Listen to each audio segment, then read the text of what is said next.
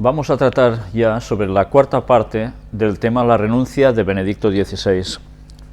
Mirad la imagen, va a ser clave, la que tenéis ahora presente en vuestras pantallas. Sabéis que es la Capilla Sixtina con la pared al fondo de la escena del juicio final. Estas mesas súper largas que veis aquí con sus sillas respectivas son los lugares donde los papas, el futuro papa tiene que salir elegido de los cardenales, de esas votaciones que dicen que ellos hacen. Pero sobre todo me gustaría que tuvieseis presente la imagen que veis al fondo de la pantalla. Luego hablaremos de esto. Sabéis, la semana pasada os dije, para variar, que íbamos a hablar sobre las profecías del lado oscuro.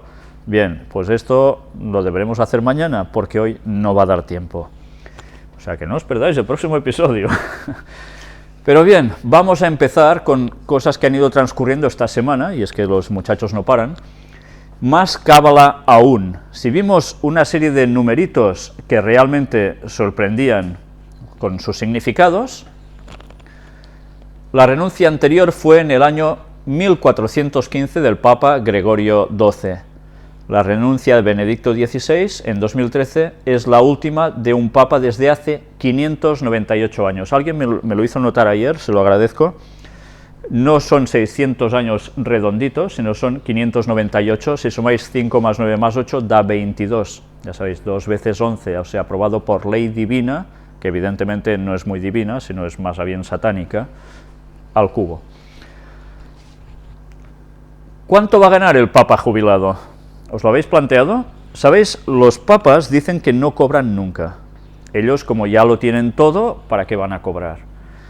Pero por primera vez en, ya veis cuántos años, un papa no fallece, sino que pasa a ser emérito en vida.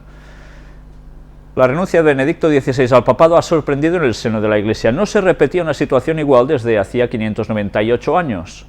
Aquí tenéis el dato, cuando Gregorio XII, 1415, dimitió como sumo pontífice. Este es el dato que hoy queríamos destacar de aquí, pero luego hablaremos sobre esta misma noticia para otra cosa. Lunes 11 de marzo de 2013. ¿A qué día estamos hoy? Día 9, ¿verdad? La resurrección de Juan Pablo II causa alarma. Sí, está causando alarma. Hay vídeos que están subiéndose a YouTube de personas que ya sabéis que desde hace tiempo están hablando sobre la profecía de Apocalipsis 17, donde se habla de una serie de reyes que vinculan a los papas desde 1929 del Tratado de Letrán hasta el final. De esto hablaremos, si Dios quiere, en 2 conferencias. Pero mientras, hay muchas personas que están creyendo que Juan Pablo II va a resucitar, que será el papa que no era y volverá a ser, que pertenece de los 8, pertenece de los 7, pero que ya advierten de que no va a ser él en persona, sino que va a ser un demonio que simulará ser Juan Pablo II. Pues esto que dicho así, uno se queda helado pensando, ¿y esto se lo traga alguien? Claro, ya sabemos que los poderes de Satanás son impresionantes, ¿no?, y de sus ángeles caídos, pero ¿puede llegar a hacer esto para ya confundir al mundo porque ya toca ahora? Mirad, y doy las gracias a la persona que me escribió ayer. Ya veréis que está en un castellano un poco con dificultades, es una persona de Brasil que me escribe, y me hizo notar esto, sobre la supuesta resurrección del Papa. Hola Confer3, bueno, se dirigen a Confer3 a mí porque es el nombre del canal Confer3 donde aparecen las conferencias en YouTube. Te escribo para informarte y pedirte opinión del asunto. Entonces soy de Brasil, a pesar de vivir más de 10 años en España, acompaño canales de YouTube de mi país de nacimiento y veo que últimamente el asunto del Papa está pegando fuego en esos canales. Hay un tal Robert que afirma que habrá una falsa resurrección del Papa Juan Pablo II y está diciendo que cuando esto pase, para todo el mundo, huir a las montañas. ¿Veis lo que está diciendo? Cuando esto pase, la gente tendrá que irse a las montañas. El asunto es serio, pues sus vídeos están siendo posteados en un canal llamado La Verdad Oculta, con muchas visitas. El asunto es serio porque hasta menores de 16 años están queriendo huir, gente que peleó con familiares, gente que dice no tener medios económicos para montar campamentos, debe ser, otros que están enfermos y no saben cómo ir a las montañas, otros que están solos y no saben qué hacer, hasta con las mascotas la gente pregunta qué hacer. En fin, hasta yo me quedo con la pulga detrás de la oreja. Aquí se dice la mosca, pero hace gracia, he puesto la pulga. Yo no sé si la interpretación esa del octavo rey está correcta. Pensaba que la bestia que recibiría la herida de muerte y volvió era Israel. Pues al final después ha vuelto a ser nación, y que perseguiría a Jesús cuando nació referente a mujer, y el dragón para mí han sido Herodes, o sea los judíos, o sea el dragón es Israel. Pero esta es mi interpretación, que tampoco sabes si es correcta, a no ser que ese Herodes era romano, no lo sé, pero ¿qué piensas tú del asunto de la supuesta resurrección? Lo que sé, amigo, es que si tal cosa acontece, o aconteciere, voy pitando para alguna montaña de España, pues lo que dice ese chico es que después cae un cometa, vienen las langostas y las plagas caen, el chip y todo lo demás. Un abrazo con Fer3, perdóname la molestia y tal vez tanta historia más entre nosotros, es que esto del Papa ha sido una bomba. No, al contrario, se lo agradezco mucho lo que me ha escrito y los detalles de ver cómo realmente se está creando o generando un caos con personas que realmente creen en esto. ¿Sabéis? Muchas de estas personas son adventistas del séptimo día, que están llegando a esta conclusión desde hace años y que así lo están manifestando. Pero es que lo curioso es que ahora también se han añadido muchos evangélicos protestantes que también han cogido esta mismísima interpretación.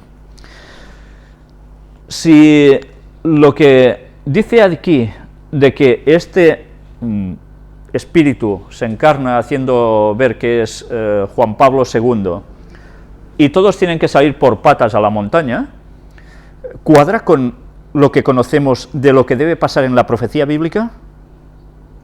¿Cuándo el pueblo de Dios debe huir a las montañas? ¿En qué momento preciso de la historia? ¿Cuando le toque la lotería? No. Cuando se dé precisamente una señal, que será ¿el qué? La ley dominical. Cuando se promulgue el decreto de observar el domingo pisando el sábado, porque a partir de allí preparémonos, porque realmente vienen todos los problemas. Esa es la señal definitiva para el pueblo de Dios. Advertidos estamos de sobra sobre ese detalle. Por tanto, para que resucite un cierto señor, sea papa o sea quien sea, en este caso Juan Pablo II, y no siendo él, sino un espíritu, no debería hacernos huir por patas a ningún lugar. Aunque eso se diera, no debería ser así. Esa sería una señal súper extrema cuando se tenga que huir, la de la ley dominical, pero no esta. Luego, la interpretación que él tiene sobre lo de Israel o no Israel, bueno, verdaderamente no es esto. Ya hablaremos, si Dios quiere, pronto sobre esta temática y mostraremos las distintas versiones que hay sobre ella. Pero bien, ya hemos visto cómo realmente hay personas que deben estar súper asustados pensando en que dentro de un día y medio aproximadamente, ¿no?, puede llegar a ver este hecho y que ellos puedan vivirlo y que el mundo le queden 4 telediarios. Imaginaos hasta qué punto puede haber caos, y yo no sé hasta qué punto esto puede ser un doble motivo o una doble causa de algo. Una, que cuando llegue el día 11, hasta las 12 de la noche, muchos estarán esperando, supongo, no dirán de puesta de sol a puesta de sol, y piensen, uy, igual falta un minuto, igual falta, y llegarán hasta ese momento y dirán, no ha pasado nada. Y su fe se puede tambalear, pueden dejar de creer.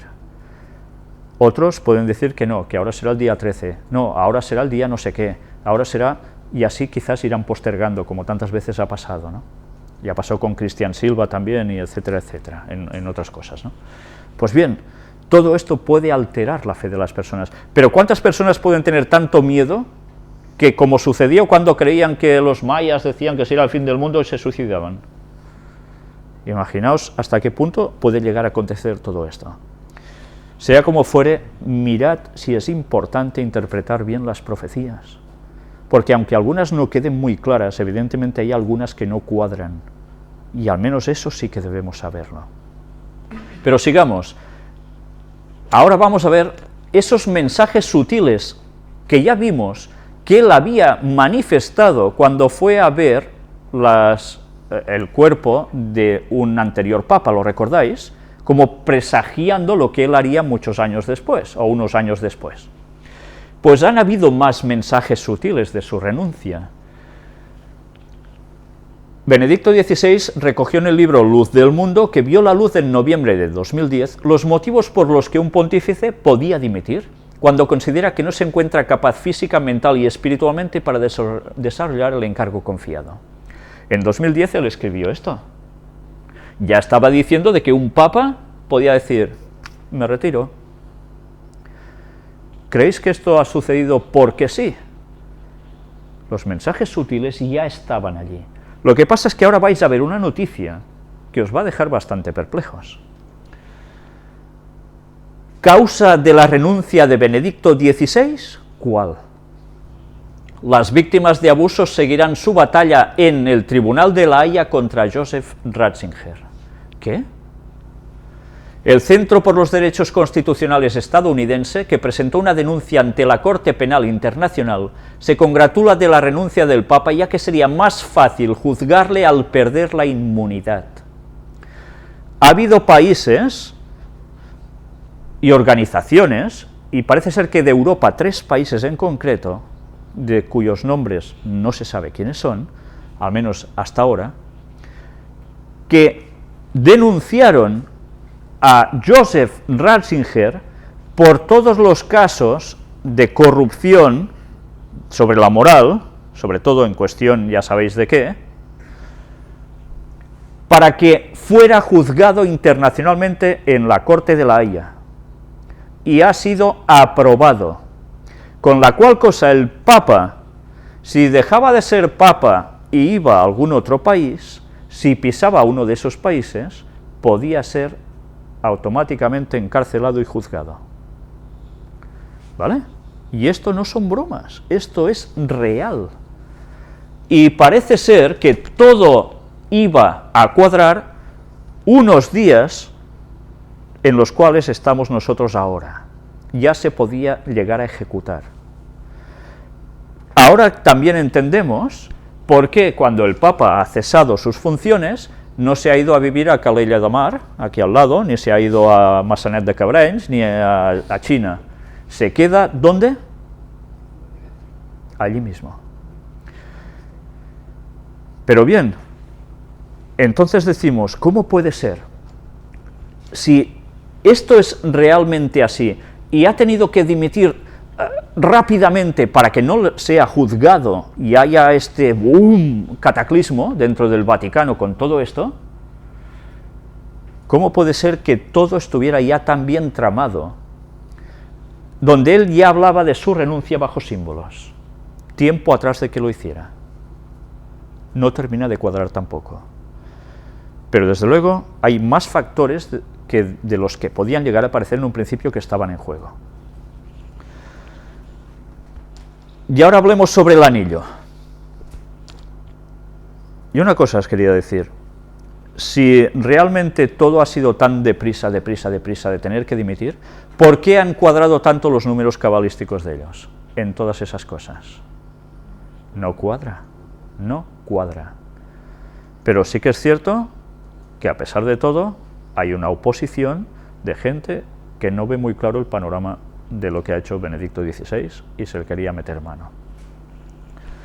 Pero evidentemente no ha sido el único motivo ni de casualidad. Había un plan ya detrás de todo esto antes. Benedicto XVI ha entregado el anillo del pescador para que sea anulado. No destruido, anulado. Se lo tenía que rasgar con una raya o con una cruz para inutilizarlo. Pero el anillo sigue estando. Aquí tenéis, anillo del pescador de Benedicto XVI, ya ha sido inutilizado. Ya está. Ya con esto no se puede mandar. Pero no ha desaparecido. También precisó que es previsible que este anillo se conserve en la colección de la Oficina de las Ceremonias Pontificias. Se va a conservar. ¿Por qué? ¿Habrá profecía cumplida de papa y antipapa? ¿Y será necesario volver a recurrir a este anillo? ¿Queda allí? Bueno, ya veremos, ya hablaremos más sobre todas estas cosas.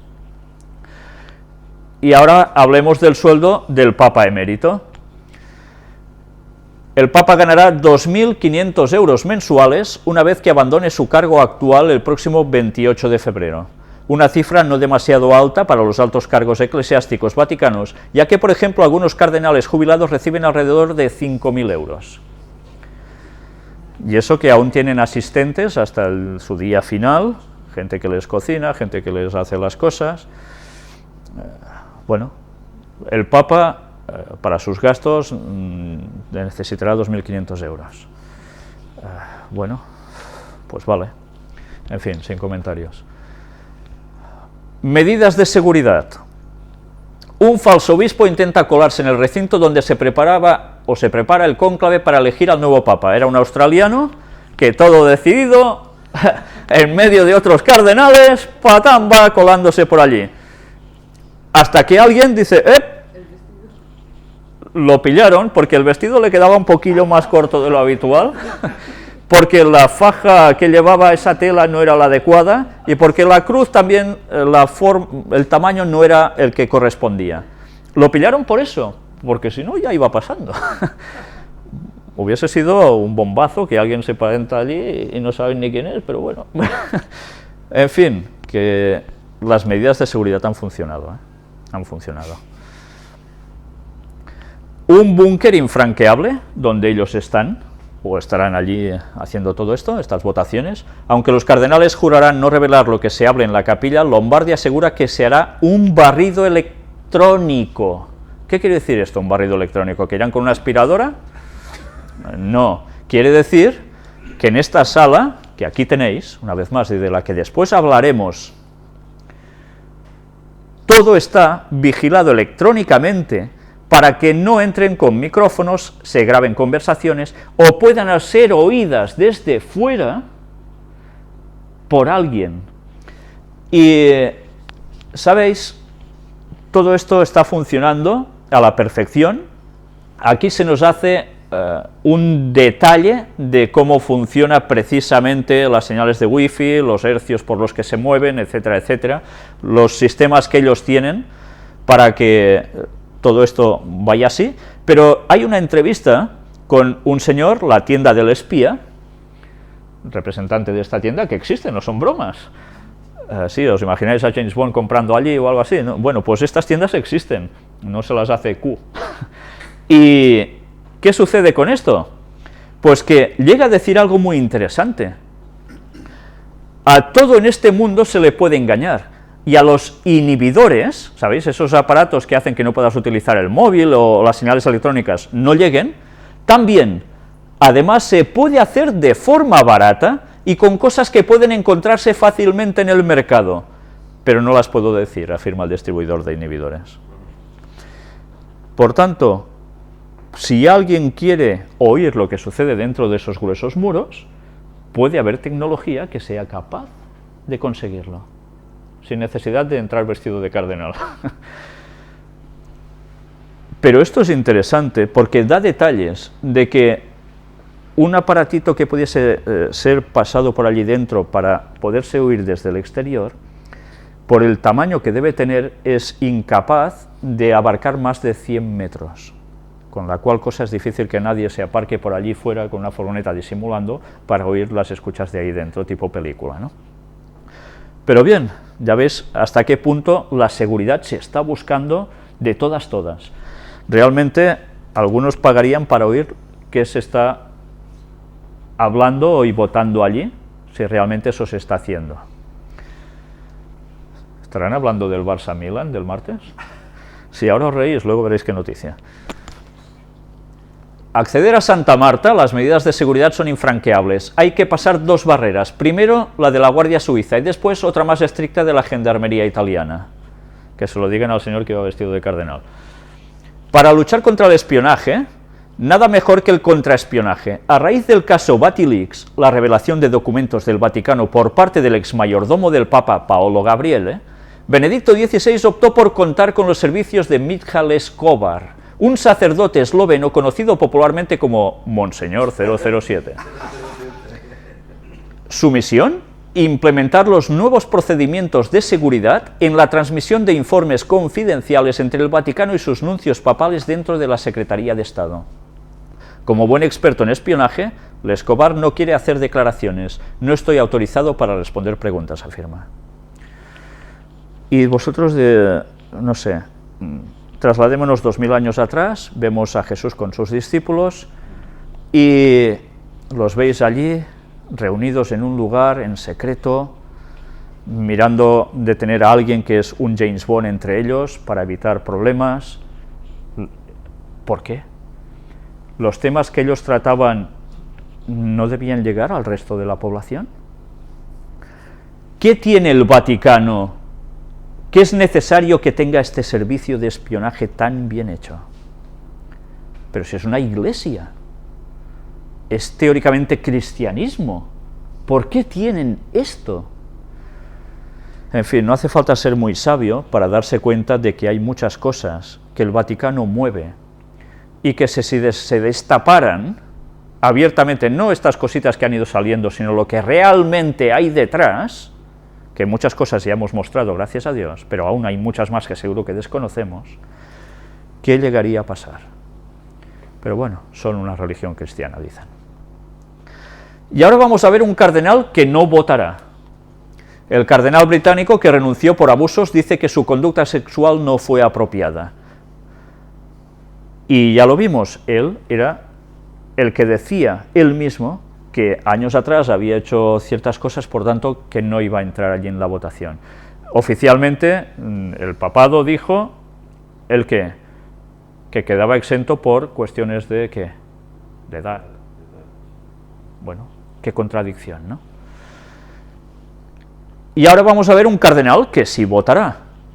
Víctimas de la pederastia contra el cardenal Mahony, no tiene moral ninguna para votar al Papa. El cardenal de Los Ángeles, de Estados Unidos, está envuelto en un escándalo por haber protegido a sacerdotes acusados de pederastia. Varias organizaciones reúnen firmas en contra de su presencia en el cónclave. Creen que no tiene la conciencia que se requiere para elegir al nuevo Papa. Mahony, pese a todo, está en Roma. Es una bofetada para las víctimas. Pues allí estará. Y allí votará. Y después de pasar todo este artículo, que ya veis que es larguito, pero que da muchos detalles al respecto, que no son tontería, vamos a hablar sobre el cónclave.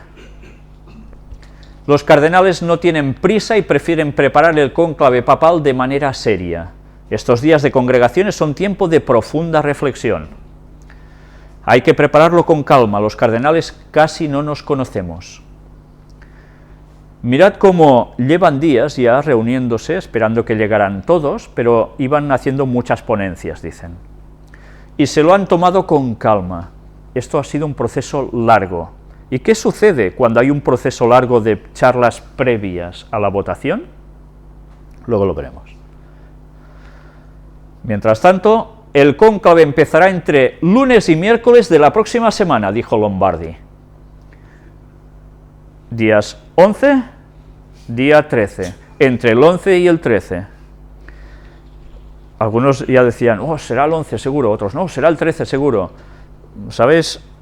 A nuestro compañero le dije, pues puede ser que sea el 12. ¿El 12? Pero el 12 no es un número de ellos, ¿no? O sí, también es un número de ellos.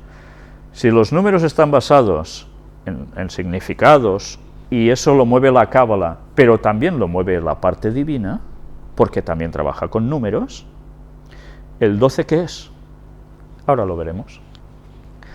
Pero mientras, ¿qué ha sucedido? Pues eso, que ni el 11 ni el 13. El cónclave para elegir papa empezará el martes día 12 de marzo. 115 cardenales son los encargados de elegirlo. 12 de marzo. 1 y 2 me llevo una, no sé qué, ya estáis haciendo numeritos, supongo, ¿no? Bueno, pues ya lo veremos en su momento. Ahora lo que vamos a ver es esto. Fecha inicio cónclave, 12 del 3 de marzo del 2013. Día 12. 12 del 3 del 2013, si lo desgranáis, os sale 12 también. O sea, es día 12 y además todo sumado, día, mes y año, da 12, 2 veces. El 12 es plenitud. Recordar las 12 tribus de Israel, los 12 apóstoles de Jesús, discípulos. El 12 es plenitud. La plenitud de los cardenales votará lo mejor, teóricamente. Los cardenales esperan que el miércoles haya papa. Estamos hablando de un día, que es el 13. Eso es lo que esperan ellos. El cónclave empieza el martes por la tarde, pero la tradición marca que la primera jornada se cierre sin fumata blanca. El Vaticano prepara ya la misa de inauguración del pontificado para el domingo. Y ahora vamos a ver, supermartes en la Sixtina, el cónclave que se prevé corto, comenzará el 12 con el encierro de los 115 cardenales. El cónclave se prevé corto. Ha habido charlas muy intensas prolongadamente, pero el cónclave se prevé corto. Por fin hay fecha de inicio para el cónclave, empezará el martes. En la octava congregación general, celebrada ayer por la tarde, los cardenales decidieron cuándo comenzarán las votaciones de las que saldrá el sucesor de Benedicto. Será en la mañana del 12 de marzo cuando se celebre en la Basílica de San Pedro la misa Proeligendo Romano Pontífice, presidida por el decano del Colegio Cardenalicio, el italiano Angelo Sodano. En esta ceremonia participarán todos los miembros del Colegio Cardenalicio. Por la tarde, los 115 purpurados con derecho al voto y que han confirmado su asistencia entrarán en la Capilla Sixtina antes de que el maestro de las ceremonias pontificias, Monseñor Guido Marini, diga el extra omnes, todos fuera, y cierre sus puertas con llave, cum clave. ¿Entendéis lo de conclave, de dónde viene? Cerrados con llave. Me hace gracia lo de todos fuera. Me recuerda al episodio de Barrio Sésamo. Están todos dentro del ascensor, pues todos fuera. En fin. Pero claro, no van a dejar nadie allí dentro, lógicamente, que no sea de ellos. A los cardenales les quedan aún 2 días de congregaciones generales, pues estas reuniones se celebrarán también hoy y pasado mañana lunes, tras una semana de encuentros, una semana llevan ya, en los que han analizado la situación de la Iglesia Católica y han trazado el perfil del próximo pontífice. Se espera que el cónclave no se prolongue mucho. Varios cardenales se han expresado en este sentido en los días pasados. De esta forma, el nuevo Papa tendría tiempo suficiente para tomar las riendas del gobierno de la Santa Sede antes de la Semana Santa. Si se cumplen los pronósticos, congregaciones largas, cónclave corto. ¿Veis lo que os decía antes? Charlas previas largas, votación rápida. La misa de entronización tendría lugar bien el domingo 17 de marzo o el martes 19, coincidiendo con la festividad de San José. O 17 o 19, ¡pam!, ya estaría. ¿Será 18? Los miembros del Colegio Cardenalicio además gozarían así de la oportunidad de retornar a sus respectivas diócesis en todo el mundo para celebrar con sus feligreses este importante momento del calendario litúrgico católico. Y ahora vamos a ver cómo lo que pesa el fútbol también allí. Monseñor, ¿y ahora cómo vemos el Barça-Milán?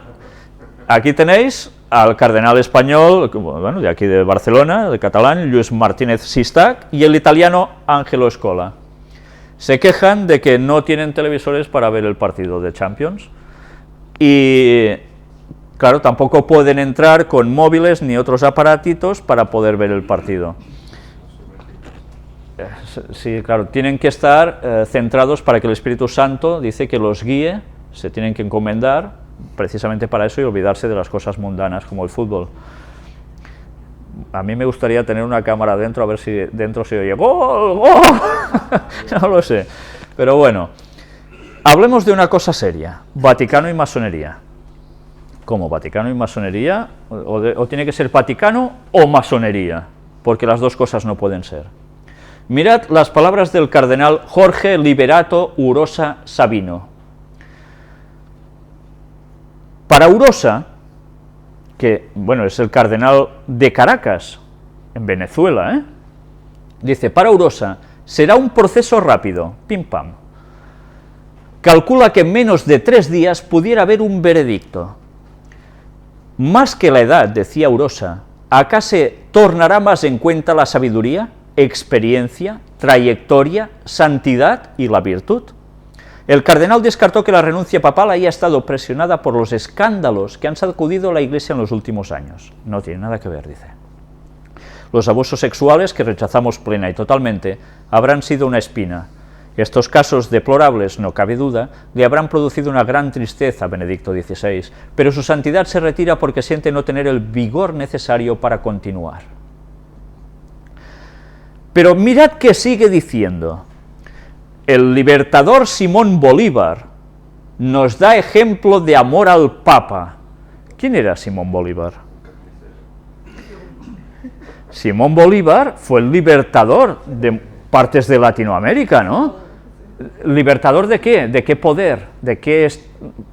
De España, ¿vale? Nacen las independencias de esos lugares y está considerado un héroe, ¿verdad? ¿Sí? Pues a ver si ahora se nos cae un mito por el suelo a más de uno. El libertador Simón Bolívar nos da ejemplo de amor al Papa. En efecto, en el famoso brindis de Bogotá para celebrar el nombramiento de los primeros obispos de la Gran Colombia, nombrados, nótese bien, sin la intervención del rey de España, gesto con el cual la Santa Sede se convertía en el primer Estado en reconocer la independencia de nuestra patria, fueron los primeros. Decía el libertador refiriéndose a los nuevos arzobispos y obispos, la causa más grande nos reúne en este día, el bien de la Iglesia y el bien de Colombia, una cadena más sólida y más brillante que los astros del firmamento, nos liga nuevamente con la Iglesia de Roma, que es la fuente del cielo. Los descendientes de San Pedro han sido siempre nuestros padres. Bueno, sigamos. Pero la guerra nos había dejado huérfanos como el cordero que bala en vano por la madre que ha perdido. La madre tierna lo ha buscado y lo ha vuelto al redil. Ella nos ha dado pastores dignos de la Iglesia y dignos de la República. Estos ilustres príncipes y padres de la Grey de Colombia son nuestros vínculos sagrados con el cielo y la tierra. Serán ellos nuestros modelos y los modelos de la religión y las virtudes políticas. La unión del incensario con la espada de la ley es la verdadera arca de la alianza. Toma, incensario y espada de la ley, ¿eh? Señores, yo brindo por los santos aliados de la patria, los ilustrísimos arzobispos de Bogotá y Caracas y los obispos de Santa Marta, Antioquía y Guayana. Con el libertador Simón Bolívar, añadía el cardenal Urosa, expresamos pues nuestro afecto y solidaridad al Papa Benedicto XVI. Deploramos los conceptos emitidos por el ciudadano presidente de la República en su contra, y le pedimos respeto por el supremo pastor de todos los católicos venezolanos y de más de 1.100 millones de católicos en el mundo entero. Mirad que habla pegando un golpecito a Chávez, ¿no? Como si se hubiese puesto contra el Vaticano. ¿Habéis visto cómo alaba las virtudes de Simón Bolívar? Y como Simón Bolívar dice, wow, el Vaticano y nosotros juntitos. Mirad esta página de la Gran Logia de Venezuela, Bolívar en la masonería. Claro, es que Simón Bolívar era masón. Y esto lo sabe ya, vamos, todo el mundo, ¿no? Bueno, no todo el mundo, pero muchos. Ya tenéis en la imagen de arriba, si veis a la izquierda, en esa ventanita de cristales de colores, precisamente su imagen. Y aquí nos explica cómo precisamente Simón Bolívar pues pertenecía a la masonería, nos da los datos de su ingreso a la masonería, que vino a España también, etcétera, etcétera. Y resulta que se brinda totalmente al Vaticano. Y el Vaticano son los primeros, la Santa Sede, en reconocer la independencia de ese lugar. Y entonces, bueno, el artículo es muy largo, en verdad, vale la pena verlo. Aquí tenéis vestido con este atuendo, que ya sabéis de qué, y vestido también en plan militar, ¿cómo no? Entonces, cuando uno ve esto, dice, a ver, ¿no saben los del Vaticano que Simón Bolívar era masón? ¿Cómo pues se alían unos con otros y nos venden de que ser católico y masón no puede ser, y que son rivales a muerte, y que son los que están haciendo tambalear a la Iglesia católica por dentro? ¿De verdad queréis que nos creamos eso? ¿Tan tontos son con su servicio de espionaje y sus James Bond? Bueno, en fin, que hay que ser sin comentarios, vamos. Ya veis cómo se puede llegar a manipular a las personas, pero ¿hasta qué punto las opiniones que se han vertido en periódicos para hacernos ver que el Papa terminaba su mandato, se retiraba, era por la masonería dentro del Vaticano, y que él al ver todas esas cosas dice, oh, yo no sabía de esto? ¿A quién quieren engañar? Pues bueno, vamos a ver otra vinculación más. La reina de Inglaterra cancela su viaje a Roma y se esconde en un hospital entre masones. Está escrito en Despertares, y veis aquí cómo sale, vestida de rojo, muy elegante ella, y a su lado veis esta señora de azul. ¿Veis algo raro? ¿Que va de azul? Bueno, sí, puede ser raro. ¿Que lleva un cinturón rojo? Ah, debe ser del Barça, porque va de azul y rojo. No, no es eso. Mirad qué villa tiene. Aquí la veis en otro plano, la escuadra, el compás y la estrella de 5 puntas de un solo trazo. Pues entre ellos ha estado la señora que veis aquí, porque ya sabéis que la masonería en Inglaterra tiene un peso impresionante, y que la corona no queda nada al margen de todo esto. Y la historia es clara. Ah, y aquí la tenemos vestida de la Orden de Malta, que ya sabemos a qué está vinculado totalmente al Vaticano. Y luego nos quieren hacer creer que una cosa y otra nada tiene que ver. Bueno, pues quien quiera seguir pensando eso, se lo debería hacer mirar, y bastante. Y vamos a ver ahora la cábala en el juicio final. ¿Cómo? ¿Cábala en el juicio final? ¿De qué estoy hablando? ¿De que cuando haya el juicio final sobre los seres humanos habrá cábala? No, no es esto. No es esto. La Capilla Sixtina abierta el lunes, los cardenales autorizan los preparativos. ¿Dónde se reúnen para hacer las votaciones? En la Capilla Sixtina. Y en la Capilla Sixtina hay una pared al fondo, que antes hemos visto y os he dicho, mirad bien esta imagen, que de luego hablaríamos sobre eso. Y es la pared que se describe como la de los frescos del juicio final, que la pintó, ¿sabéis quién, no? Michelangelo Buonarroti, ¿no? Bien.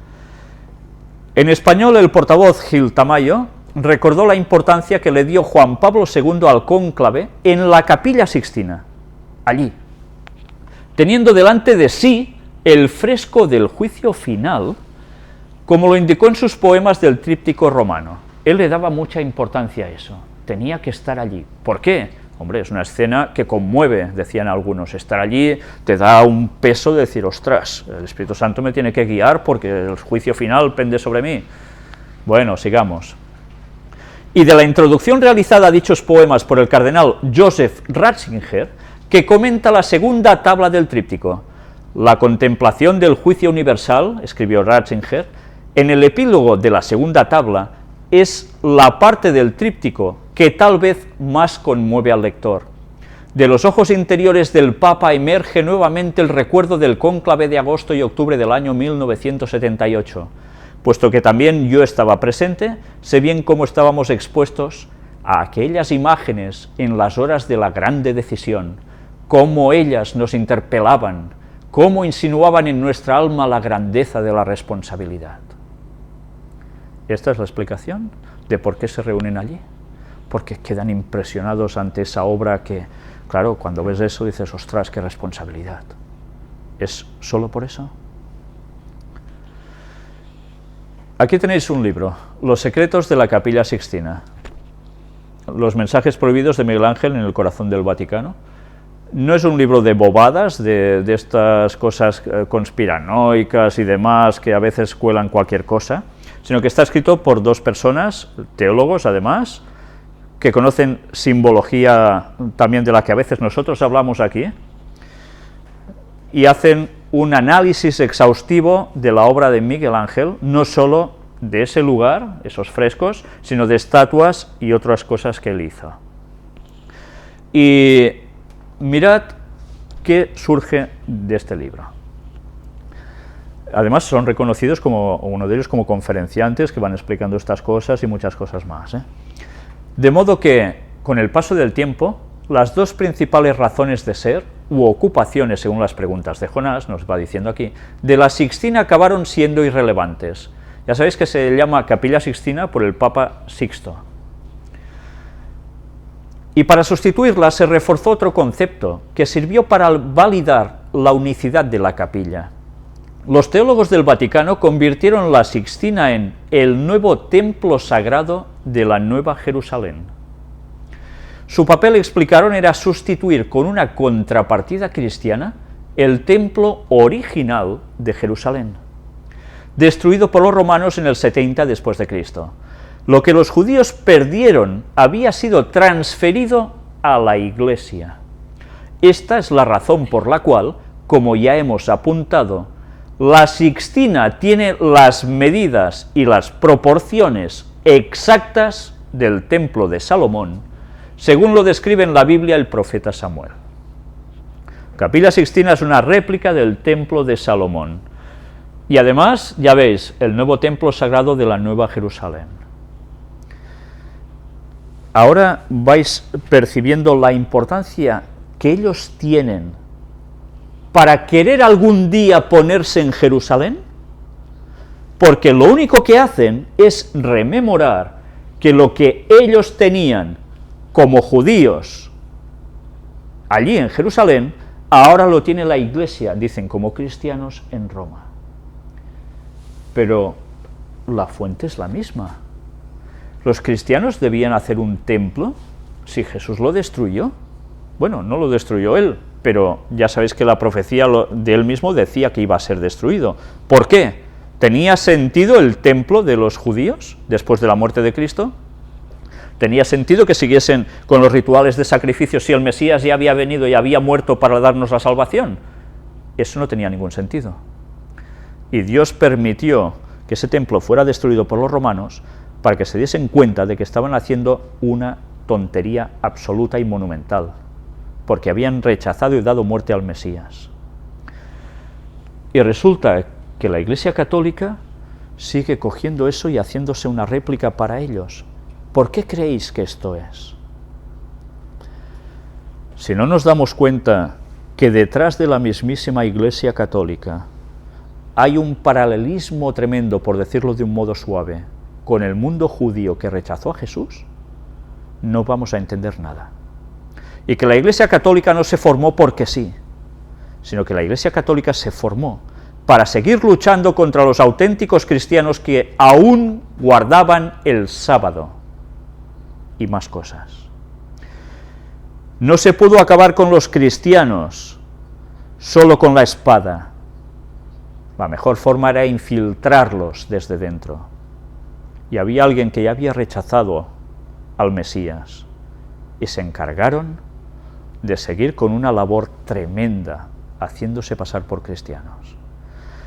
Vamos a ver aún más cosas. Aquí tenéis una parte, un detalle, de ese gran fresco que habéis visto antes a todo color, detalle del juicio final antes de la restauración. La simonía, identificado normalmente con la avaricia, boca abajo con la bolsa de dinero colgando a su izquierda, aquí en blanco y negro no se aprecia tanto, y a la derecha la lujuria arrastrada por los testículos hacia abajo. Todo eso está en ese fresco.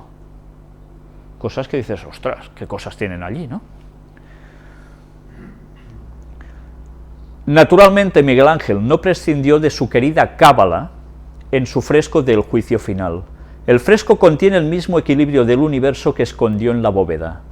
En el lado correspondiente a la Virgen del fresco en forma de tablas gemelas, encontramos los símbolos de Cheset, el lado femenino y piadoso del árbol de la vida. No sé si os dais cuenta de lo que están diciendo aquí. Mirad qué nos dice. En el lado correspondiente a la Virgen del fresco en forma de tablas gemelas. El fresco no es una pared cuadrada o rectangular y ya está, sin más, que termina en ángulos rectos y se acabó, sino que forman dos tablas redondeadas por la parte de arriba, como si fueran las 2 tablas de los 10 mandamientos. Miguel Ángel estaba versado en la cábala e introdujo los conocimientos cabalísticos en esos frescos y en otros lugares. Pero claro, la cábala también estudian la ley de Dios. Pero aún hay más cosas. Mirad cómo habla de símbolos, de Chesed, el lado femenino y piadoso del árbol de la vida. En el lado de Cristo, a la izquierda o siniestra, encontramos los signos de Gebura y Din, los aspectos masculinos de la fuerza y el juicio del lado opuesto del árbol de la vida. Seguramente miráis eso y os quedáis igual. Ya veréis. En el lado correspondiente a Chesed encontramos almas salvadas a través de la gracia, la Virgen misericordiosa, las almas femeninas bendecidas y en la parte superior la cruz de la salvación. En el lado correspondiente a Gebura Din encontramos almas condenadas y castigadas, a Jesucristo el juez, a las almas masculinas bendecidas y en la parte superior la columna de la flagelación. En el lado del juicio incluso los mártires parecen enfadados, mostrando de forma muy explícita sus instrumentos de tortura a la cómoda jerarquía del Vaticano que se reuniría allí, bajo su mirada, como queriendo decir, esto es lo que nosotros hicimos por la fe, ¿qué estáis haciendo vosotros? En esta ocasión, en lugar de esconder letras hebreas en su trabajo para indicar el equilibrio entre femenino y masculino, entre piedad y poder, Miguel Ángel escondió en la parte superior del fresco otros antiguos símbolos místicos de feminidad y masculinidad. Completamente a la vista, la cruz y la corona de espinas, circular, situadas en la parte superior de la tabla femenina de Chesed, forman parte del símbolo femenino, que ya conocéis, el circulito con la cruz debajo. Se trata de la cruz de la diosa del amor, Venus, muy popular en su época como símbolo de la astrología y de la alquimia. No solo eran 2 tablas de la ley y ya está, sino que además eran el equilibrio entre masculino y femenino. La cábala interpreta la Biblia muy distinto a lo que la interpretamos los cristianos, buscan unas cosas por detrás alucinantes, pero que realmente sorprenden y que realmente de divinas tienen poco. Ya lo estáis viendo, astrología, alquimia y demás. Miguel Ángel conocía la cábala. Miguel Ángel, según cuenta también estos historiadores en este libro, se había pasado al protestantismo. Se era seguidor de Valdés. ¿Os suena Valdés, no? Un español que entró en la Reforma protestante.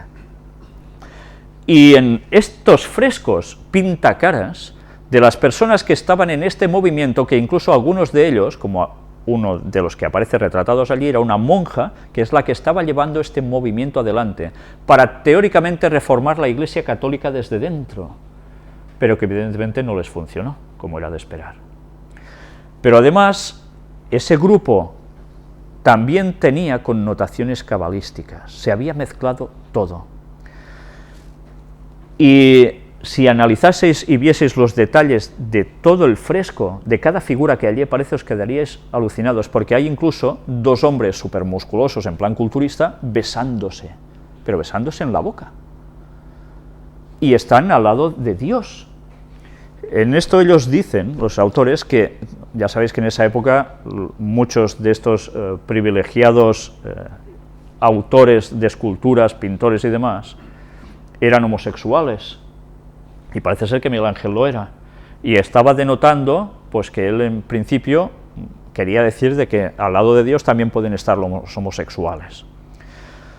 Y así aparece también cosas impresionantes. Se ha descubierto hace poco que la cara de la Virgen María, que aparece al lado de Jesús, está pintada muy distinto de lo habitual de todo el fresco, está pixelada.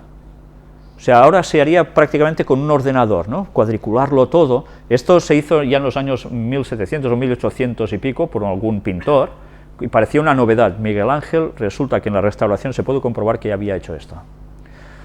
Pero además hay algo curioso. ¿Sabéis que todo el fondo es azul? Pues, ¿sabéis lo que cuesta eso? ¿Sabéis de dónde está extraído ese tono azul? Pues de una piedra preciosa. Ese fondo azul vale una fortuna, pero como el papado iba sobrado, lo pudo pagar. En fin, que por dinero no será desde siempre. La columna que se encuentra en la parte superior de la tabla masculina de Gébura es definitivamente masculina. Observándola con detalle vemos que el artista exageró expresamente la espalda musculosa del ángel que levanta la base de la columna, de modo que la espalda redondeada y dividida en dos parece un escroto que complementa el ángulo fálico de la columna. ¿Ya veis de qué está hablando, eh? Sexo puro. Visto en su totalidad, es claramente el símbolo masculino del dios de la guerra, Marte. La redondita con la flechita en diagonal hacia la derecha. Que ahora ya sabéis que eso es, que significa hombre-mujer, pam, ya está. Pues viene de todo esto, viene de la astrología.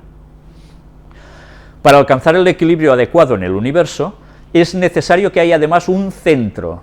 Y atención a lo que ahora iréis viendo, porque entenderéis cómo cuando hablábamos en las puertas dimensionales de la escalera de Jacob, resulta que esto, ya lo visteis, no solo lo hablamos nosotros, sino que la Cábala también lo recogió desde hace muchísimos años, y ya lo mostramos como la masonería hablaba también de eso. Ahora vais a ver. Este trozo perfectamente lo podíamos haber puesto en un tema de puertas dimensionales. Según la Cábala, existe un punto central del universo, la escalera de Jacob. ¿Por qué será? En Génesis 28:12, Jacob sueña con una escalera divina a través de la cual los ángeles descienden hasta la tierra y ascienden hasta el cielo. La escalera es el vínculo entre el cielo y la tierra, entre la humanidad y los ángeles, entre el mundo material y el mundo espiritual. La Cábala enseña que toda la creación gira en torno a esta escalera. La mayoría de los espectadores que contemplan el fresco del juicio final piensa que Jesucristo es el centro del mismo, pero se equivocan. Aquí tenéis, no sé si lo veis bien, si lo miráis desde la distancia es un falo en erección, ¿vale?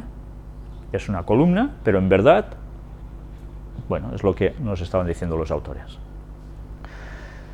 El verdadero centro se sitúa justo debajo de él, en el lugar donde aparece San Lorenzo sentado en su parrilla. A lo largo de los siglos, los críticos han venido quejándose de que la parrilla del mártir no tiene patas y parece más una escalera que una rejilla. Y tienen razón, es una escalera, la escalera de Jacob, para ser más concretos. El último peldaño de la escalera está situado en el centro exacto del gigantesco fresco. Y si se observa con atención, se ve que el movimiento dinámico del fresco gira perfectamente en torno al ángulo de la escalera. Una vez más, Miguel Ángel insertó una enseñanza básica del misticismo judío, cabalístico, en una de las obras de arte católicas más famosas de todos los tiempos. En esta ocasión, Miguel Ángel logró incorporar en su obra una cantidad considerable de ideas atrevidas. Encontró la manera, como hemos visto, de incluir a su amante masculino, su respeto hacia los judíos, su indignación por la corrupción y la inmoralidad de la Iglesia, incluyó técnicas pictóricas experimentales y también su fe neoprotestante clandestina y subversiva. Y este último es posiblemente el secreto más grande de todos. Mientras Miguel Ángel estaba creando esta obra de arte para la Iglesia, había abandonado la fe católica y suscrito personalmente una creencia distinta. Lo que sorprende es que los millones de visitantes anuales de la Capilla Sixtina no se den cuenta de nada de esto. El inteligente florentino logró de nuevo con éxito abrumar al espectador con tanto color y tantas imágenes que solo los afortunados pueden darse cuenta. Aquí tenéis, ¿veis la forma de arriba?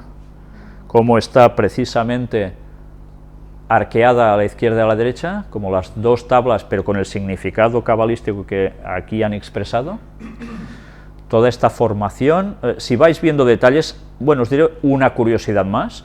Si miráis justo abajo de vuestra imagen a la derecha, aparece un señor que aquí no se ve muy bien, con unos cuernecitos, que resulta que era la cara, ya sabéis, los pintores tenían estas gracias, es la cara del que era el ayudante número 1 del Papa, que era muy quisquilloso, muy recto para según qué, y que no veía nada bien lo que estaba haciendo Miguel Ángel, y él lo inmortalizó precisamente poniéndole la cara a este personaje diablesco, y que tuvieron un diálogo diciendo que este señor se quejó al Papa diciendo que me quite de aquí, ¿por qué me pone a mí aquí? Claro, y todo el pueblo cuando entró y lo vio, ja, ja, ja, ja, se reía, ¿no? Y el Papa le dijo, habla con Miguel Ángel, que es el que te ha puesto aquí, a mí no me... Tampoco parece ser que tenía mucho aprecio, ¿no? Pero bien, la verdad es que en los momentos en que Miguel Ángel estuvo pintando esto, es una época impresionante para estudiar la historia del Vaticano, donde veríais las grandes intrigas que ya tenían entonces para quererse tanto unos a otros, que se sacaban de en medio como si nada, y tantas cosas más, ¿no? Pero bien, en fin, todo esto, ¿qué quiere decir en definitiva? Pues que realmente la Cábala estaba dentro del Vaticano, y cuidado, a veces los historiadores pueden también interpretar de que realmente en el Vaticano de estas cosas no sabían nada y Miguel Ángel lo coló y ya está. Pero también, ya veremos cuando sigamos con el tema de puertas dimensionales, que realmente esto no termina siendo del todo concretamente así, sino que hay más vinculación entre la Cábala y la astrología y el catolicismo de lo que muchas personas creen a simple vista, o que ni tan solo se imaginan. Pues allí es donde se va a reunir ese cónclave. Allí, ante estas escenas de todo esto, es donde se va a hacer esas votaciones, dicen, que va a elegir al nuevo Papa, en un lugar cabalístico por excelencia. Pero mientras tanto, preparan cumbre entre patriarcas ortodoxos y católicos de Oriente Medio. ¿Para qué? Mientras todo este tinglado está funcionando, resulta de que están intentando trabajar para el ecumenismo, para unir esas dos partes de la Iglesia. Ellos no paran, haya papa o no haya papa, la faena se sigue haciendo. Dijimos más de una vez, no manda solamente el papa que va vestido de blanco, detrás hay mucho más. Recordemos el general de la Orden de los Jesuitas, Adolfo Nicolás, el papa negro, no de color, sino por su atuendo. Son los que están moviendo todas las cosas y los que dirigen lo que van haciendo estos que vemos públicamente. Pero bien, nosotros vamos a quedarnos precisamente en las profecías del lado oscuro. ¿Queréis seguir o lo dejamos aquí? ¿Cómo vais de tiempo? ¿Bien? Vosotros mandáis, ¿eh? Como estáis en directo, ¿qué hora tenemos? 7:30. ¿Queréis seguir un poquito o lo dejamos aquí? ¿Seguimos un poquito? Bueno, va. Es más caro, ¿eh? Si sigo un poco, pues... es que soy catalán. Bueno, pues entremos en definitiva ya a la parte de las profecías del lado oscuro. Y vamos a empezar por la profecía de los papas, la conocida, que la escribió un tal San Malaquías. Os vais a llevar una sorpresita con todo esto también. Ya veis, en todas partes se habla de eso. La profecía de San Malaquías advierte que el próximo papa será el último antes del fin del mundo. No va a haber más. Teóricamente este es el último. Al menos el último que esté en Roma, según esa profecía. No se sabe si después continuará otro en Jerusalén o qué. La profecía parece ser que termina con el papa número 112, que es el que tiene que subir ahora, ¿vale? Pues bien, mirad qué nos pone aquí abajo. Esto os lo he puesto a modo de indicación, porque es algo que se está hablando y mucho. Con la abdicación de Benedicto XVI, no faltaron quienes recordaron la famosa profecía de Malaquías, quien señala que el Papa 112 se enfrentará al Anticristo y será conocido como Pedro el Romano. Luego veréis qué otra sorpresita al respecto. Benedicto XVI fue el número 111. Pues vamos a ver en qué consiste esta profecía. San Malaquías hizo una peregrinación a Roma y durante el final del año 1139 y el comienzo de 1140 tuvo visiones acerca de 112 papas a partir de Celestino II, elegido pontífice en 1130, hasta el último pontífice descrito en su lista como Pedro Romano. Dicha situación ha sido también advertida por el teólogo chileno Hugo Cepeda. Historia de la profecía. El historiador benedictino Arnold Wion fue el primero en mencionar estas profecías en su libro Lignum Vitae, publicado en 1559, y hace unos añitos. El libro de las profecías de San Malaquías fue publicado originalmente en 1969 por Colin Smythe, LTD en Inglaterra, con el título Profecías de San Malaquías y San Columcille. Tan Books lo publicó en los Estados Unidos en 1973 con el título Profecías de San Malaquías, su autor es Peter Bander. Y ahora veamos la profecía en qué consiste. En el listado de 112 papas, los últimos 5 son descritos por sus nombres en latín al identificarlos como Flos Florum, de Medietate Lunae, de Labore Solis, Gloria Olivae y Petrus Romanos. Me voy a saltar un poquito esto para deciros de que se ha encontrado una relación forzada o no, cada uno entienda lo que quiera, en que estos últimos 5 papas que ha habido en la historia se corresponden con estos símbolos que aquí aparecen, hasta el punto en que Benedicto XVI era declarado como el de la Gloria Olivae. ¿Y recordáis que estuvimos hablando de cuando el Papa estuvo en Madrid? Cómo se le presentó un olivo, él plantó olivos, etcétera, etcétera, etcétera. Bueno, parecía que realmente las cosas se correspondían. Llega un momento en que uno dice, ¿estas profecías se corresponden o suceden porque sí o porque hay alguien que quieren que se cumpla? ¿O porque ha habido una mente maestra que quería que hubiese un programa a seguir, y no estoy hablando de Dios precisamente, sino de fuerzas satánicas, y ha utilizado a sus peones para hacer todo esto? En fin, aquí tenéis el listado de los 5 papas, como parece ser que se correspondía con el significado y su nombre, o sobre cosas que ellos hacían, como cuadraba con esto. Y mirad cómo en los periódicos van saliendo precisamente todas estas noticias en estos días, porque, claro, ¿quién va a subir ahora? ¿Será este Pedro el Romano el que va a terminar ya con el panorama mundial?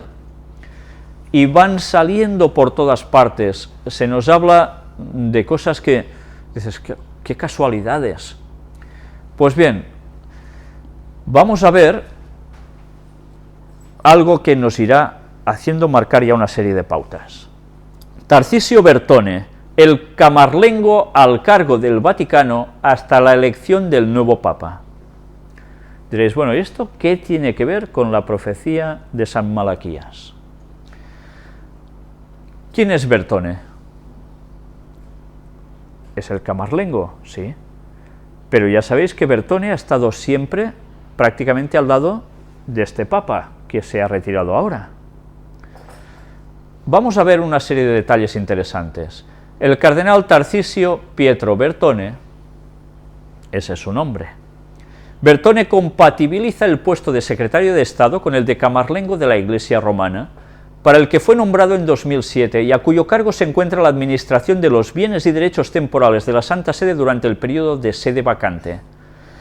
Mirad su historial. Estrecho colaborador del cardenal Joseph Ratzinger. Desde 1995, junto a este estudió la documentación sobre los escándalos relacionados con supuestos abusos sexuales atribuidos a sacerdotes y prelados.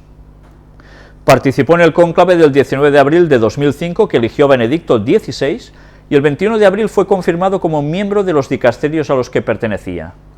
El 22 de junio de 2006 fue nombrado secretario de Estado, el cargo más importante del Vaticano después del Papa, en el que sustituyó al cardenal Angelo Sodano. Fue el día 22. Nombrado el 1 de agosto de 1991 arzobispo de Vercelli, el 13 de junio de 1995 renunció al gobierno de la archidiócesis al ser nombrado secretario de la Congregación para la Doctrina de la Fe. ¿Os suena de qué es esto? Ex Santo Oficio. ¿Os suena de qué es, no? ¿Inquisición? Donde se convirtió en colaborador de Ratzinger, quien era prefecto de la citada congregación y que tras la muerte de Juan Pablo II fue elegido papa con el nombre de Benedicto XVI. Durante el jubileo del 2000 publicó la tercera parte del Secreto de Fátima, fue él. El 10 de diciembre de 2002 fue nombrado arzobispo de Génova y el 21 de octubre de 2003 creado cardenal presbítero en el 9º y último consistorio convocado por Juan Pablo II. Muy bien posicionado, ¿verdad? Y ahora os voy a mostrar algo que diréis, ¿y qué tiene que ver todo esto? Bueno, vamos a ver. ¿Habéis oído hablar de San Bernardo de Claraval? Hemos visto dos cosas que parece que no tengan conexión, ¿eh? Luego veremos cómo estas piezas del puzzle que parecen que han caído por el suelo, las he cogido así, mira, aquí pone esto, aquí pone el otro, veremos cómo encajan en un mismo puzzle. San Bernardo de Claraval, ¿lo conocéis? Vamos a ver quién es. Bernardo III, de una familia de 7 hijos, estamos hablando de los años, ya veis, 1090, 1100, 6 de los cuales eran varones, fue educado con un cuidado especial porque aún antes de nacer, un hombre devoto le había vaticinado un gran destino. Estamos viendo algo que está escrito en la Enciclopedia Católica, ¿eh? No me lo he inventado yo, no lo he redactado hace un momento, ¿eh? Alguien vaticina que este señor tendría un gran destino. Tenía una devoción especial a la Santísima Virgen, y nadie ha hablado de manera más sublime de la Reina de los Cielos. Recordad todos los temas que hemos tratado sobre puertas dimensionales, sobre la Virgen, realmente lo que había detrás, y esa Reina de los Cielos, quién es en verdad. Mirad algo más. Ya veis que es larguito, yo me voy a saltar mucha historia, que es interesante, como toda la historia, para llegar a este punto. El cardenal Armeric, en nombre del Papa, escribió a Bernardo una severa carta de amonestación. No es digno, le dijo, que ranas ruidosas e impertinentes salgan de sus ciénagas para molestar a la Santa Sede y a los cardenales. Caray, se querían bastante, unos a otros. Bernardo respondió a la carta diciendo que si él había asistido al concilio, había sido arrastrado a ello a la fuerza, como así era. Ahora bien, ilustre Armeric, añadió, si tanto lo deseabas, ¿quién habría sido más capaz de liberarme de la necesidad de asistir que tú mismo? Prohíbe a esas ranas ruidosas e impertinentes salir de sus agujeros, abandonar sus ciénagas. Entonces tu amigo ya no se expondrá a las acusaciones de orgullo y presunción. Esta carta causó una fuerte impresión en el cardenal y justificó a su autor ante sí mismo y ante la Santa Sede. Y mirad ahora. En este concilio, Bernardo indicó las líneas generales de la regla de los caballeros templarios, que pronto se convertirían en el ideal de la nobleza francesa, que Bernardo lo alaba en esa obra. Bernardo, que habéis visto aquí, es el que convierte o marca las líneas a seguir de los caballeros templarios, la orden del Temple. ¿Sabéis quiénes son, no? ¿Los templarios? Sí, ¿no? ¿Y qué hicieron los templarios? ¿Para quién trabajaban? Para el Vaticano. ¿Y cómo se llegaron a enriquecer? ¿Y cómo en ellos se mezclan precisamente todos esos conocimientos cabalísticos, también del mundo islámico, oscuros? Se van mezclando conceptos espiritistas tremendos. Y con el paso del tiempo van surgiendo sociedades secretas que siguen vinculadas a los caballeros templarios, la masonería, etcétera, etcétera. Resulta que viene de aquí. Y diréis, bueno, ¿y esto qué tiene que ver con lo que estabas diciendo antes? Bueno, sigamos avanzando. Por esta época, Bernardo recibió en Claraval la visita de San Malaquías, ya vamos pillando algo, metropolitano de la Iglesia de Irlanda, creándose entre ellos una estrecha amistad. San Malaquías hubiera tomado con alegría el hábito cisterciense, pero el soberano pontífice no hubiera dado su permiso, sin embargo murió en Claraval en 1148. Vemos a San Malaquías, el autor de esas visiones proféticas sobre los papas, que era un íntimo amigo, ¿de quién? De Bernardo de Claraval. que hizo la orden de los templarios y que alababa, cómo no, a la Virgen Reina de los Cielos. Satanismo, satanismo. Juntitos, y finalmente le deja reposar sus restos en su lugar, donde está él. Y diréis, ¿y qué tiene que ver una cosa con otra? Aún no termino de entender. ¿No termináis de entender? Bueno, con esto estamos mostrando que entre la orden del Temple y San Malaquías había una relación, y los dos estaban basados en algo, y era en algo paranormal totalmente, en algo que era espiritismo. ¿Y qué? Vamos a ver más. La historia va siguiendo, y siguiendo, y siguiendo, y ahora nos encontramos en que hay una serie de profecías que van a seguir dando detalles sobre lo que teóricamente San Malaquías dice. Pero, ¿sabéis? San Malaquías escribe esa profecía sobre los papas por inspiración divina. ¿Creéis que es por inspiración divina? Cuando vemos sus vínculos con el sector espiritista, imposible. Por tanto, nos hemos de dar cuenta que cuando San Malaquías escribe que el último va a ser Petrus Romanus, ¿qué tiene que ver con lo que os he mostrado antes del Camarlengo? ¿Pertone? Ha habido un nombrecito que no sé si os habéis dado cuenta. Ya iremos avanzando sobre eso. Vamos a hacer un intervalo y pasamos a otro tipo de profecía. Las profecías de Nostradamus y la del Papa Negro. Ya veis que no os termino de decir todas las cosas, ¿eh? Luego terminaremos de completar esos puzzles.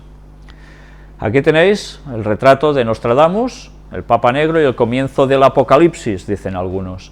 De acuerdo con una predicción del profeta, un sucesor de color en el siglo XXI marcará el fin del mundo. Entre los posibles reemplazantes de Joseph Ratzinger hay 2 cardenales africanos. Según una profecía del profeta Nostradamus, el sucesor de piel oscura será el último antes del temido Apocalipsis. Mirad cómo hay muchas profecías distintas que hablan de aspectos que bíblicamente aparecen. No, bíblicamente no aparecen. Pero, en cambio, hay unas cuantas profecías que no provienen de Dios, que dan una serie de detalles que mucha gente está siguiendo y tomando como que realmente eso va a ser así. Ya iremos viendo si las cosas irán así o no. Pero ya veis cómo aquí se nos habla, mirad, entre la peste y la incertidumbre que existía en la Edad Media, en el Vaticano residía el hombre con mayor poder para esa época de oscurantismo y miedo absoluto al castigo de Dios, el Papa. Nostradamus tuvo la visión acerca de la llegada de un hombre de color con mucho poder en el siglo XXI, que anunciaría el fin de los tiempos. Al principio habrán enfermedades mortales como advertencia, luego habrán plagas, morirán muchos animales, habrá catástrofes, cambios climáticos, y finalmente empezarán las guerras e invasiones del Rey Negro, reza la profecía. Mirad cómo hay cosas que sorprenden, ¿eh? Hasta cambios climáticos. 5 siglos atrás, esto se interpretó como la llegada de un Papa Negro, ya que era el hombre con mayor poder en el mundo de entonces. La mayoría de las interpretaciones modernas de la advertencia de Nostradamus apostaban a que el pontífice de color arribaría luego de la muerte de Juan Pablo II, cosa que finalmente no sucedió, y como se sabe, su lugar fue ocupado por el ahora renunciante Joseph Ratzinger. Justamente con la renuncia de Ratzinger a pocos años de asumir, se abren las puertas de la especulación y la profecía del Papa Negro recobra fuerzas. Más todavía con la posibilidad de que 2 cardenales africanos, el nigeriano Francis Arinze y el ganés Peter Turkson, puedan sentarse en el sillón de Pedro. Es más, el canadiense Mark Ouellet también está entre los papables, aunque con menos posibilidades reales. La gente está pendiente de ese cónclave para ver si una de estas profecías se cumple. ¿Y si esto se cumple? Imaginad que sale un papa así. ¿A quién va a seguir la gente? ¿A las profecías bíblicas o a las profecías de Nostradamus? Mirad cómo sería un engaño perfecto, ¿verdad? Pero, ¿y si se cumple que sale un tal Petrus Romanus? ¿Pero quién se puede llamar Petrus Romanus? Sí, luego veremos si puede haber un Petrus Romanus o no. ¿A quién seguiría la gente? Una vez más, a estos profetas. Incluso en las casas de apuestas los africanos están al tope de los favoritos, y si esto así se diera, la profecía de Nostradamus cobraría un gran significado, sin hablar, por supuesto, de la reacción mundial que podría darse con un suceso de este calibre. Casi nada si esto llega a suceder, ¿eh? Estamos a días de ver algo que puede hacer que muchas personas se pasen totalmente al lado oscuro. No un poquito, sino del todo. La Iglesia preparada para un papa negro. ¿Sabéis? Peter Turkson, nosotros ya lo mencionamos en estas conferencias, porque recordáis que se le escapó algo que luego el Vaticano dijo, uy, que ha dicho que no sé qué. Bueno, pues parece ser el favorito de entre la gente de color para que salga elegido. Y ahora miraremos a ver si podemos entrar un vídeo precisamente del Papa Negro. Que anunció su dimisión, muchos son los nombres que suenan para darle el relevo al frente de la Iglesia. En Sudáfrica no pierden la esperanza de que esta vez el elegido sea un papa africano. Sería todo un acontecimiento, no hay duda. Pero cuando todo está dicho y hecho, ¿qué hay de la fe de la gente? ¿Qué hay de la fe de la gente? Es la fe lo que importa. Miembros de la Iglesia Católica en Ghana valoran la posibilidad, pero ya se sabe, los designios de Dios son inescrutables. Si vemos finalmente a un papa africano, será maravilloso. Ya existió uno hace muchos años, muchísimos años. De hecho, Jesucristo es considerado uno de nosotros. El cardenal Peter Turkson, a sus 64 años, podría ser el primer papa negro. Es uno de los cardenales más jóvenes, lo que podría ser un punto a su favor de cara a una futura fumata blanca.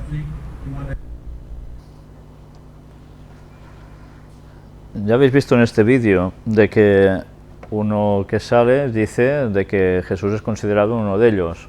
Bueno, esto ya es el cómo, ¿no? Que consideren a Jesús que ahora es negro. Bueno, supongo que no se refiere por el color de piel, sino de la zona de donde provendría.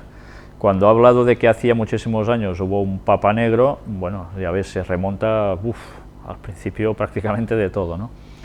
Pero si os habéis dado cuenta, se especula mucho a nivel de noticias de que sería interesante que saliese un papa negro para luchar contra el paso acelerado del Islam en todo el mundo africano, y que precisamente el cristianismo donde más está creciendo, donde más problemas está teniendo. Entonces daría un golpe de efecto para ganarse el mundo africano. Es una hipótesis, ahí queda. Mientras tanto, ¿qué sucede? Roma se inunda de pósteres con la imagen del que podría ser el primer papa negro. Al cónclave vota, es que ya es increíble las cosas que se llegan a ver, ¿eh? Pero bueno, aquí hay un listado de todos los que pueden ser papables, los que están mejor situados. Si os habéis dado cuenta, en el reportaje han dicho de que este Turkson tiene 64 años, es uno de los jovencitos, y que ahora no interesa probablemente un papa de transición, sino que interesa un papa de mandato largo, pero que tenga un vigor, una energía, una fuerza para llevar el objetivo de la Iglesia Católica a donde ellos quieren, ¿no? Bien, ya veremos si esto es así, o terminan dando otra sorpresa, o termina resucitando Juan Pablo II y se lía. Aquí tenéis algunos de los personajes.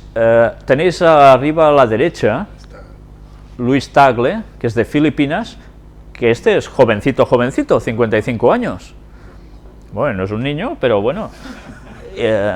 Y que si saliese elegido, dicen de que está muy bien posicionado para hacer cambiar la mentalidad de Asia hacia el catolicismo.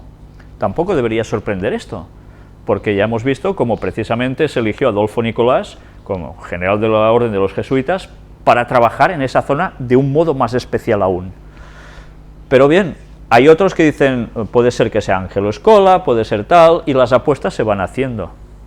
Lo curioso es que hasta los no creyentes están pendientes de quién va a ser papa. Tiene su gracia, ¿eh?